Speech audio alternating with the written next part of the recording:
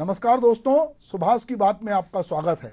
दरअसल हमारा देश इस समय जिस तरह की राजनीति की ओर जा रहा है वो राजनीति व्यक्तिवादी राजनीति हो रही है। पार्टी से बड़ा व्यक्ति हो रहा है। कहीं पर भी हम देखते हैं व्यक्ति या परिवार, ये जो है ये दोनों पार्टी से ऊपर होता है। यही वजह है कि जब व्यक्ति कहीं नेपथ्य में चला जाता है या उसका निधन हो जाता है तो पार्टी असहाय सी हो जाती है। तो पार्टी बनाम नेता की राह पर इस समय की राजनीति है। ये हमेशा उलझन में डालने वाला सवाल होगा कि संगठन बड़ा है या उससे जुड़े व्यक्ति, और सीधे शब्दों में कहें तो राजनीतिक दल बड़े या फिर उसका झंडा उठाने वाला नेता। इतिहास में जब जब कोई संगठन या दल किसी एक नाम के भरोसे होता है तब उसे हो सकता है कि तात्कालिक लाभ हो सकता है, लेकिन कालांतर में उससे बड़ा नुकसान का सामना करना पड़ता है। इस तरह का नुकसान भाजपा पहले झेल चुकी है।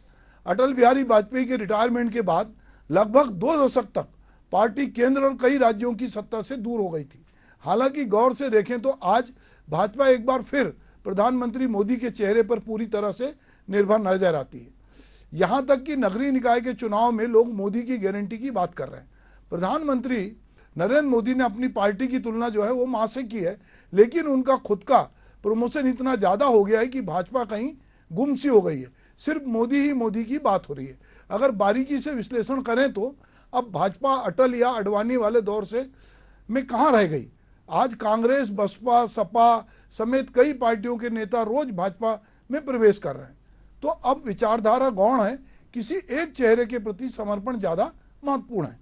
हम इस पर चर्चा करें तो भाजपा तक सीमित ना करके पूरे राजनीतिक अगर परिदृश्य पे नजर डालें तो कई ऐसे नेता नजर आते हैं जो अपनी पार्टी के लिए सब कुछ है। वहां लीडरशिप का कोई समानांतर नाम नहीं है। मसलन टीएमसी यानी कि ममता बनर्जी, बीजेडी यानी नवीन पटनायक, जेडीयू यानी नीतीश कुमार, बसपा यानी मायावती, इसी तरह आम आदमी पार्टी यानी अरविंद केजरीवाल हो गए। केजरीवाल तो जेल में रहते हुए भी सत्ता का मोह नहीं छोड़ पा रहे हैं। दिल्ली जैसे पढ़े लिखे और शहरी इलाके के मतदाता खुद को ठगा महसूस कर रहे हैं। उन पर भ्रष्टाचार के गंभीर आरोप हैं। इसी तरह झारखंड के मुख्यमंत्री हेमंत सोरेन को भी इसी तरह से के आरोप में गिरफ्तार किया गया। तो पहले उन्होंने पद से इस्तीफा दे दिया, लेकिन केजरीवाल अपनी ही पार्टी के किसी दूसरे नेता पे भरोसा नहीं जता पा रहे। और अभी हमने देखा कि जब केजरीवाल का पक्ष रखने के लिए उनकी पत्नी सुनीता केजरीवाल आई, बजाय कोई दूसरा आदमी आता, और ऐसा लगा कि उनकी कुर्सी पे यदि कोई बैठेगा, जैसे लालू की कुर्सी पे राबड़ी देवी बैठी, उसी तरह ऐसा लगता है कि अगर अरविंद केजरीवाल की कुर्सी पे किसी को बिठाना होगा तो मालूम पड़ता है कि वो सुनीता केजरीवाल बैठेगी। शरद पवार की कुर्सी पे उनकी लड़की सूले बैठेगी, या कहें कि उनका भतीजा बैठेगा जो गच्चा दे दिया। ठाकरे की कुर्सी पे ठाकरे के परिवार के लोग बैठेंगे, पर कोई कार्यकर्ता उससे ज्यादा तेज निकलता है तो फिर वो मुख्यमंत्री का पद भी हथिया लेता है, पर वो कहीं ना कहीं ठाकरे की फोटो लगाता है। अगर हम इस व्यक्तिवादी राजनीति से इतर देखें तो ज्यादातर पार्टियां परिवारवाद की गिरफ्त में। भले ही परिवारवाद का नाम लेते ही गांधी परिवार और कांग्रेस का नाम जहन में आता है, लेकिन कांग्रेस के अलावा आरजेडी, सपा, डीएमके जैसी पार्टियां भी आज परिवारवाद की गिरफ्त में। इतिहास गवाह है कि कांग्रेस को पहले जहां व्यक्तिवादी होने यानी कि इंदिरा गांधी के दौर में के बाद का खामियाजा भुगतना पड़ा था, अब उसे परिवारवाद के चलते भी भारी नुकसान हो रहा। पार्टी के कई बड़े नेता इसी का आरोप लगाकर किनारा कर चुके हैं। लोकतांत्रिक व्यवस्था में राजनीतिक दलों का निर्माण वैचारिक आधार पर होता रहा है। आजादी के पहले और बाद में कुछ समय तक देश राजनीतिक दलों की पहचान विचारधारा के आधार पर होती थी, किंतु आपातकाल के बाद और फिर 90 के दशक के बाद तो विचारधारा का स्थान सत्ता प्राप्ति की होड़ ने ले लिया। आज देश में विचारधारा की राजनीति हाशिए पे खड़ी है, क्योंकि सबको सत्ता चाहिए। कल तक जो विचारधारा के आधार पर एक दूसरे की आलोचना करते थे, वे कुछ ही समय बाद एक दूसरे के साथ खड़े दिखाई देते हैं। दरअसल राजनीतिक दलों का आंतरिक लोकतंत्र खत्म हो चुका है। यह लोकतांत्रिक संसदीय व्यवस्था के लिए बड़ा खतरा है। क्षेत्रीय दलों में तो एक ही व्यक्ति दल का जीवन पर्यंत अध्यक्ष होता है। कुछ में तो चुनाव की औपचारिकता भर होती है, किंतु पुराने अध्यक्ष को दोबारा निर्विरोध निर्वाचित किया जाता है। देश की लोकतांत्रिक पार्टियों के आंतरिक लोकतंत्र से प्रभावित होता दिखाई देता है। जनता विकल्पहीनता के कारण परेशान है। व्यक्तिवाद की लोकतंत्र में कोई जगह नहीं है। तानाशाह भी दो तरह के होते हैं। एक वर्ग ऐसे नेताओं का है जो राष्ट्रीय हित में अपने विचार दूसरों की परवाह किए बिना सब पर थोप देते हैं, किंतु उनका कोई निजी स्वार्थ नहीं होता। इस श्रेणी में महात्मा गांधी और लोकनायक जयप्रकाश नारायण जैसे लोगों का नाम लिया जा सकता है। महात्मा गांधी के बारे में स्वयं जवाहरलाल नेहरू ने अपनी आत्मकथा में लिखा है कि बैठकों में गांधी जी तानाशाह की तरह व्यवहार करते थे। जेपी के बारे में उनके सहयोगी कहते हैं कि जयप्रकाश आंदोलन के दौरान सुनते तो सबकी बात थे, लेकिन अंतिम निर्णय उन्हीं का होता था। सेना के जनरल की तरह वो निर्देश देते थे। बहरहाल आज सोशल मीडिया में व्यक्तिवाद को बढ़ाने में एक बड़ा रोल प्ले किया है। इसके बढ़ते प्रभाव के चलते दुनिया भर की राजनीति में इससे जो है वो हमको प्रभाव दिखता है और वो ग्रसित होती दिखाई देती है। अब हम जब व्यक्तिवाद की बात कर रहे हैं तो हमको ये भी समझना पड़ेगा कि ये जो व्यक्तिवाद है किसी भी पार्टी के लिए क्यों भारी पड़ता है। हम देखते हैं कि मुलायम सिंह चले गए तो उनके बेटे अखिलेश यादव आ गए, पर कहीं ना कहीं यादव परिवार है। लालू चले गए तो तेजस्वी यादव दिख रहे हैं। हम देख रहे हैं जयललिता के परिवार से, डीएम के यहाँ भी देख रहे हैं कि हम करुणानिधि के परिवार से। तो अलग अलग परिवार अलग अलग जगह दिखाई देते हैं। कुछ राजवंश के रूप में दिखाई देते हैं कि वो एक परंपरा आ रही है कि सिंधिया की परंपरा है तो सिंधिया की परंपरा से लोग चले आ रहे हैं। कहीं दिग्विजय सिंह की परंपरा है तो उसकी परंपरा से लोग चुनते चले आ रहे हैं।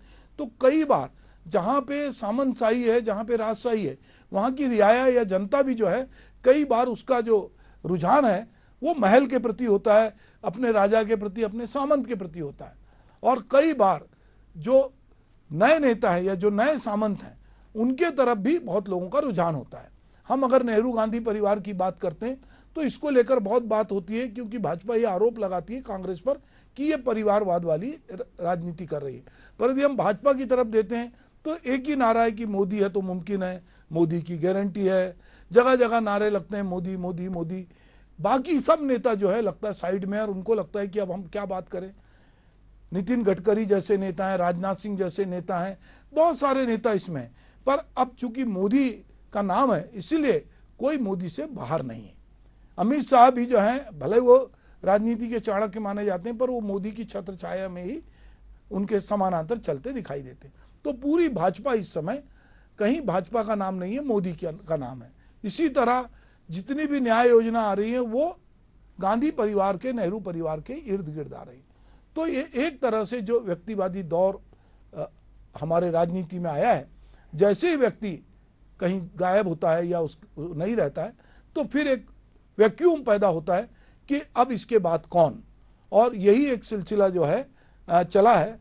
हम अपने देश के पहले प्रधानमंत्री जवाहरलाल नेहरू की अगर याद करते हैं, और हमको लगता है कि जब आज नेहरू गांधी परिवार को पानी पी पी के लोग कोस रहे हैं तो वो जवाहरलाल नेहरू जिन्हें डिस्कवरी ऑफ इंडिया जैसी किताब लिखी, उन नेहरू से जब अगर हमको ये समझना चाहिए कि उनकी ये परिवारवाद को लेकर क्या सोच थी। अमेरिकी पत्रकार नॉर्मन कजिन्स ने नेहरू से पूछा आपकी विरासत क्या होगी, तो नेहरू ने कहा भारत को मेरी विरासत, उम्मीद करता हूं कि देश के 40 करोड़ लोग खुद पर शासन करने योग्य हो जाएंगे। ये बात जगजाहिर है कि नेहरू के जीवित रहते ये बहस शुरू हो गई थी कि नेहरू के बाद कौन। एक तरह से नेहरू कजिन्स को बता दिया था कि संवैधानिक व्यवस्था में व्यक्तिवाद की जगह नहीं होनी चाहिए, देश में संस्थाएं मजबूत होनी चाहिए, क्योंकि व्यक्ति तो आता जाता रहता है, प्रधानमंत्री आते और चले जाते हैं, दलों की हार जीत लगी रहती है, कोई भी दल या नेता या प्रधानमंत्री ये नहीं कह सकता कि वो अमर है और हमेशा रहेगा। ऐसे में अगर संस्थाएं मजबूत रहें तो फिर चिंता नहीं होगी। व्यक्ति नहीं भी रहा तो देश का क्या होगा ये सवाल लोगों के पास नहीं आएगा। पर जब पूरी संस्थाएं व्यक्तिवाद में के इर्द गिर्द घूम रही हों और जब संस्थाओं की जगह व्यक्ति की जय जयकार होने लगे, उसको करिश्माई व्यक्तित्व बताने लगे और उसको एक रोबोट, एक ऐसे आदमी की तरह की जो सबका तारणहार अगर इस तरह प्रस्तुत करने लगे कि वो है तो मुमकिन है या वो है तो ही पार्टी जीतेगी, जब इस तरह की चीज़ें आती हैं तो उससे कहीं ना कहीं जो है पार्टियां भी कमज़ोर होती है और देश में जो है व्यक्तिवाद हावी होता है। अभी हाल ही में जो है इस व्यक्तिवाद को लेके जो व्यक्तिवाद या परिवारवाद से ग्रसित पार्टियां, उनके भी लोग अब धीरे धीरे इस पर सवाल उठाने लगे कि भाई संगठन को आप पीछे रखते व्यक्ति को कैसे आगे रख सकते हो। तो आने वाले समय में हमें लगता है कि जो लोग संगठन की बात करते हैं और संगठन की ताकत पर ये मानते हैं कि संगठन ही सबसे महत्वपूर्ण है, वो संगठन को समझेंगे और संगठन जो है जिस तरह से चाहेगा उसमें कुछ व्यक्ति या कुछ परिवार चीज़ें तय नहीं करेंगे, वो संगठन तय करेगा और लोगों के बीच से ये आएगा कि हम किस संगठन को, किस पार्टी को चुने। व्यक्ति जो है उसमें आते जाते रहेंगे, पर इस समय जो सच्चाई तो यही है कि व्यक्ति और परिवार जो है वो राजनीतिक संगठनों पे भारी है। नमस्कार।